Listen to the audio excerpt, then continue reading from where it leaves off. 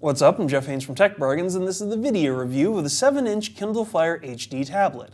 Last year, Amazon surprised both consumers and tablet manufacturers with the introduction of the Kindle Fire, a great tablet at an affordable price that tied into many of Amazon's best features. The second-generation version of the device, the Kindle Fire HD, promises upgraded speeds, newer features, and other tweaks to the device. The obvious question is it worth upgrading to the Kindle Fire HD, especially if you own the previous version? The Kindle Fire HD is powered by a dual-core TI OMAP 4460 processor running at 1.2 GHz with 1 GB of RAM and 16 GB of storage. The system came with a 7-inch 10-point multi-touch capacitive HD LCD color display with a native resolution of 1280 by 800.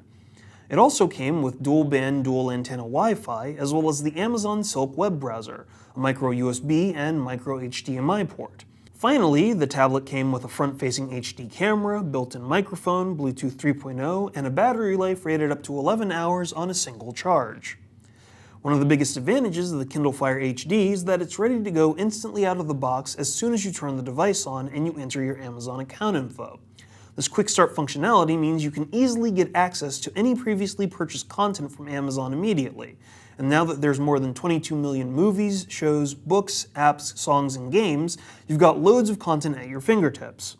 Plus, download times for the device are surprisingly fast thanks to the dual antennas and dual band Wi-Fi, which can be switched back and forth between 2.4 GHz and 5 GHz frequencies to find the least amount of interference. The end result is that the device can go farther out of range without dropping the signal, which many tablets can't claim. We found ourselves taking note of the upgraded screen for the Fire HD, which has a laminated touch sensor and LCD screen that reduces glare and makes it more responsive than the previous version. These subtle adjustments carried over to the body of the Fire HD as well, with the device having a sleeker look and a lighter weight than the previous generation. The corners are smoother, making the Fire HD easier to hold, the screen picks up input better, and the speakers are much richer than before. In fact, the Dolby Digital Plus audio vastly improves the overall sound experience of the Fire, making everything from music to movies and games an enjoyable experience. Apart from these physical system tweaks, the clarity of the screen is stunning, with images and video appearing sharply and vividly on the device. It's clear that Amazon paid extra attention to viewing angles, glare, and reflection thanks to the adjustments of the screen. But it even added a reading view feature for web browsing, which removed extra web page clutter to make a site cleaner and easier to read. These are subtle but useful adjustments that are definitely appreciated in use. Another feature that was appreciated was the battery life, which performed as advertised. We found we had no problems getting 11 hours out of the device regardless of whether we were watching videos, surfing the web, or playing games, meaning we were able to really enjoy the tablet to the fullest. One of the elements of the original Fire was that it was a platform that pushed a lot of Amazon services. The Kindle Fire HD reinforces this, and even works as a highlight of the bonuses you get for joining Amazon Prime. This gives access to the Kindle owner's lending library to borrow a book for free as long as you want, as well as the instant video feature that gives unlimited streaming of movies and shows and free 2-day shipping. If you haven't signed up for this service, the Fire HD also provides a month free, so you can test it out and determine whether you want to pay the $79 yearly fee. The Fire HD also comes with a good front-facing camera for Skype HD video calls, and Free Time, which allows parents to set screen limits, profiles, and restrictions for kids so they don't have to worry about the content seen by little ones whenever they're using the tablet. All that leads up to the final point, which is that it's rather affordable. The Fire HD starts at $199 for 16 gigs and $249 for 32 GB versions. You can pick up a slightly cheaper version if you get one with special offers, which promotes different products from advertisers and Amazon itself.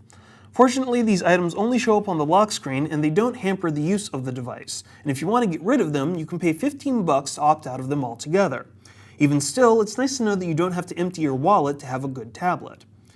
We did have some problems with the Kindle Fire HD, which some people could argue are relatively minor. For one thing, we had some issues with the button location and the orientation of the device.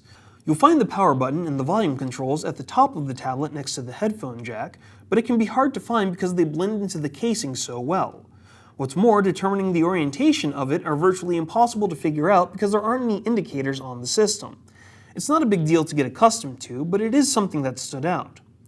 We also had some minor issues with the device that seemed to simply be design problems. There still aren't any options to expand the internal storage of the Fire HD via microSD card, and while the tablet comes with a USB cable to charge it, there's no power adapter included to plug it directly into the wall, meaning you'll have to come up with some extra dough for this peripheral.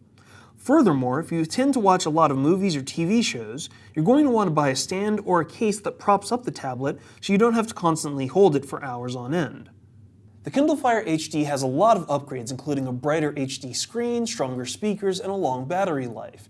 Now, there are some missteps with this tablet, such as the lack of an included power adapter, the exclusion of a memory card expansion port, and the fact that the buttons tend to fade into the body. But overall, it's a great device. If you happen to own the previous generation, the Kindle Fire, you might not see the need to upgrade to this tablet. But if you're in the market for a new tablet that can provide a ton of entertainment at an affordable price, the Kindle Fire HD is a great option. That's why we decided to give the 7-inch Kindle Fire HD tablet from Amazon a 4.5 out of 5.